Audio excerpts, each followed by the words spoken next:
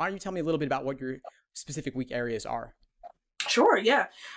So just to be a little bit transparent about that, my weakest areas I believe were reading comprehension and as well as strengthen with necessary premise.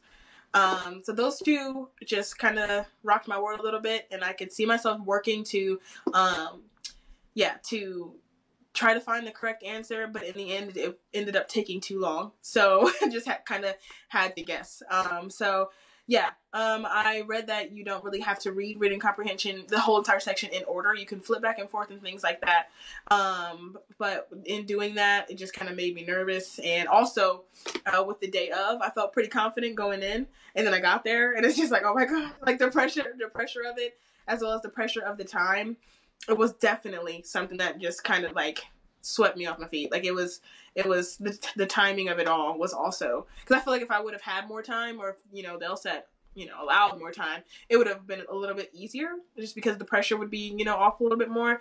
So those were definitely my weak areas. Okay, so thanks for sharing those. I would say Yeah. you mentioned a couple of particular logical reasoning question types. So one thing you might want to do is do those questions by type as a drill. Maybe do 30 of that type or 50 of that type.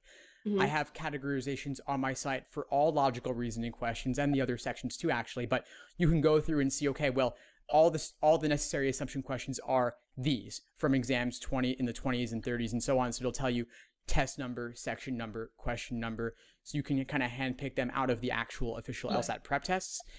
You also mentioned reading comprehension as an area of struggle, I think, right? You mentioned reading comp, and you talked about going in different orders. You can go in different orders.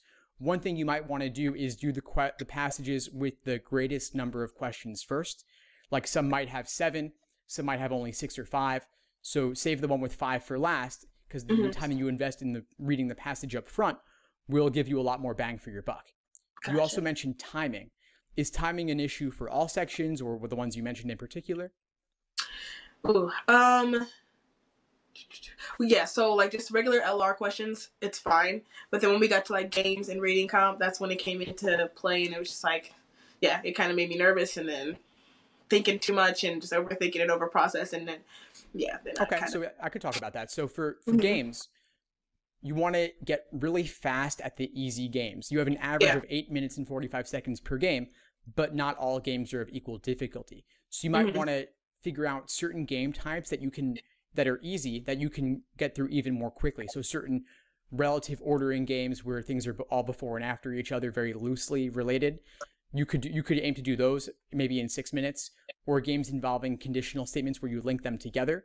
Those might seem hard now, but they have appeared many times over the years. And if you practice them, you could potentially get those down to 6 minutes as well. Wow. And so I would say, look at the games that repeat, that are on the easier side, and just drill them, so that rather than spending 8:45 on them, that you can reduce your timing down to even 6 minutes. It is possible, believe it or not. It takes work, it takes time, but it is doable.